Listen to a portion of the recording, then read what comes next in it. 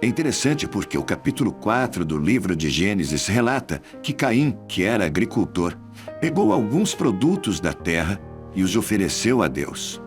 Abel, por sua vez, que era pastor de ovelhas, pegou o primeiro carneirinho nascido no seu rebanho, o matou e ofereceu as melhores partes ao Senhor. Neste mesmo capítulo, a Bíblia diz que Deus se agradou da oferta de Abel, porém, rejeitou a oferta do seu irmão Caim, que, por sua vez, irou-se e fechou a cara.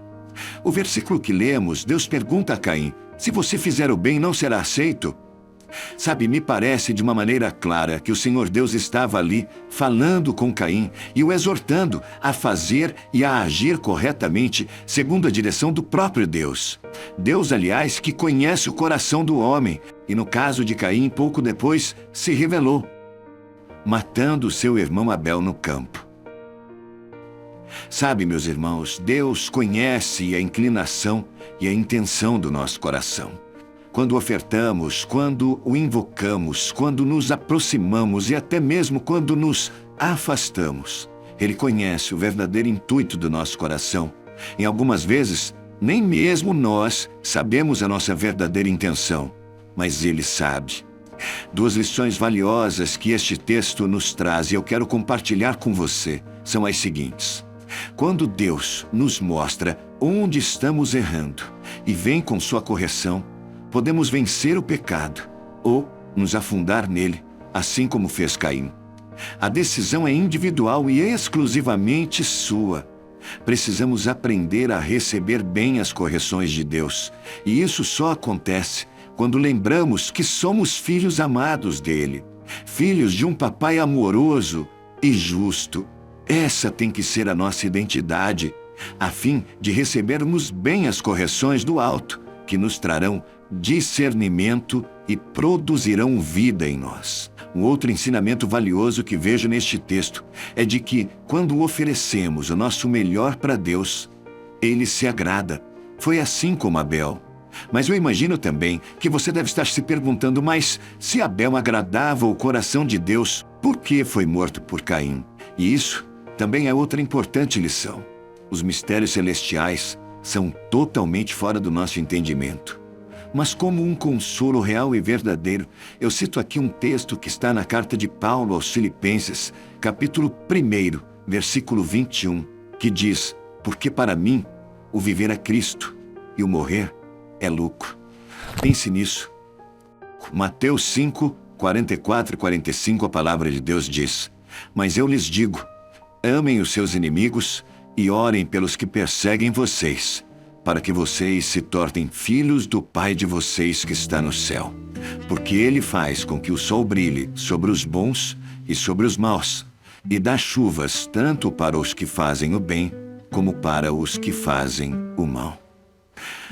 Amem os seus inimigos e orem pelos que perseguem vocês.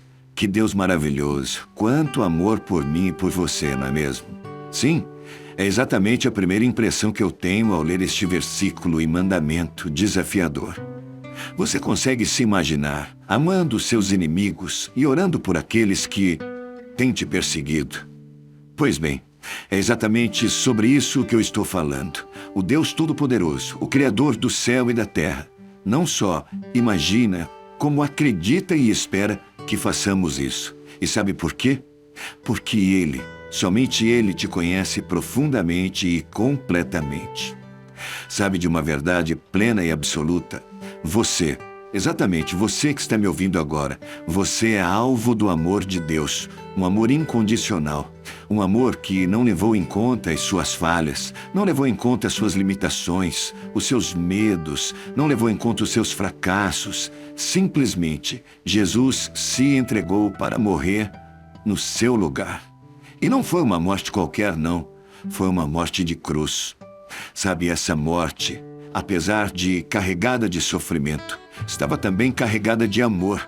Estava carregada de perdão do Pai para mim e para você.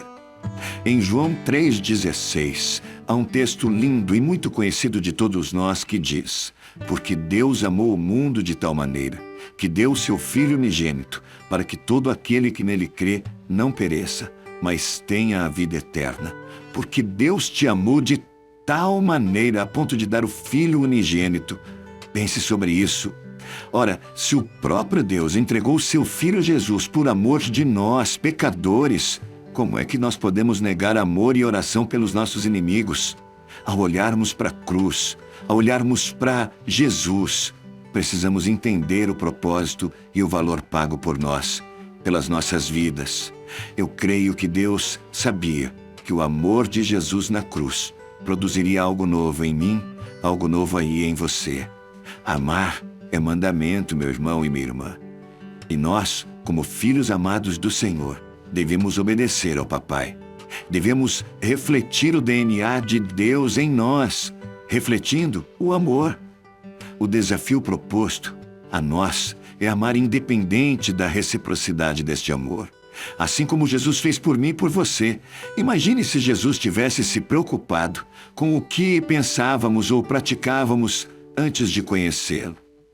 Quando amamos os inimigos e oramos pelos que nos perseguem, nós nos tornamos filhos de Deus, como está no versículo 45 de Mateus 5, para que vocês se tornem filhos do Pai de vocês que está no céu, porque Ele faz com que o sol brilhe sobre os bons e sobre os maus e dá chuvas tanto para os que fazem o bem como para os que fazem o mal.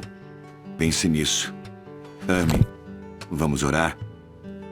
Senhor Deus, Pai amado, muito obrigado por esse dia lindo que o Senhor fez. Obrigado, Senhor, por esta palavra tão preciosa ao nosso coração. Pai, somos desafiados a partir dessa palavra a amar. Pai, quando nós exercitamos o amor, Pai, nós exercitamos a Tua presença em nós. Deus, o Senhor é amor. Nós não podemos dizer que nós te amamos, nós não podemos dizer que somos seus filhos se não temos amor em nós.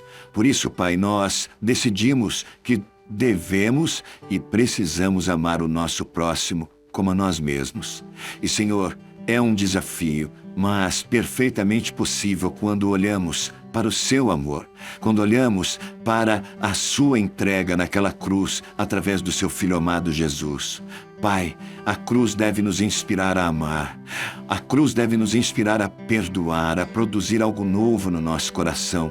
E essa é a minha oração hoje para mim e para cada irmão e cada irmã que ora comigo neste tempo, Pai. Que ao olharmos para a cruz de Jesus, algo novo possa ser produzido aqui no nosso coração, Pai. O Teu amor, o Teu perdão, a Tua misericórdia em nós. Pai, eu oro para que este seja mesmo um tempo de transformação nessas vidas, Pai. Deus, em nome de Jesus, que a Tua palavra possa frutificar em cada um de nós neste tempo. Essa é a minha oração, Deus. E eu quero ainda declarar uma palavra de bênção, uma palavra de vitória, uma palavra de perdão a esses corações que estão conosco neste tempo, Pai. E quando a correção do alto, a correção do Senhor vier sobre nós, Pai, que possamos entender que o Senhor nos ama e por isso o Senhor nos corrige, que possamos aceitar, Pai, e receber com alegria a correção do alto e que com a sua correção, Pai, nós possamos entender que podemos vencer o pecado. Pai, nós queremos pedir que o Teu amado Espírito Santo, o único, Pai, capaz de convencer do pecado, da justiça e do juízo, seja sobre nós, Pai. A minha oração hoje, Pai, é para que esses irmãos e irmãs, Pai, que têm enfrentado, Pai, o pecado e têm tido a Tua direção, Pai, que possam romper com o pecado, que possam definitivamente romper com o pecado, Pai, e que a convicção que vem do alto, através do Teu Espírito, seja uma realidade nessas vidas agora, Pai, em nome de Jesus. Pai, que nós possamos oferecer sempre o melhor para o Senhor, entendendo que o Senhor conhece a verdadeira intenção do nosso coração. Deus, eu peço que o Senhor alcance todos os corações que oram conosco neste tempo, Pai, e que eles sintam a Sua gloriosa presença, o Teu mover, o Teu agir, a Tua graça, Pai, e a Tua presença maravilhosa. Eu oro no nome poderoso, bendito, santo e único de Jesus, o nosso Salvador. Amém e amém. Graças a Deus. Não se esqueça que você é muito importante para o Senhor Jesus. Compartilhe essa mensagem com alguém que você ama e não se esqueça de inscrever em nossos canais. Que Deus te abençoe.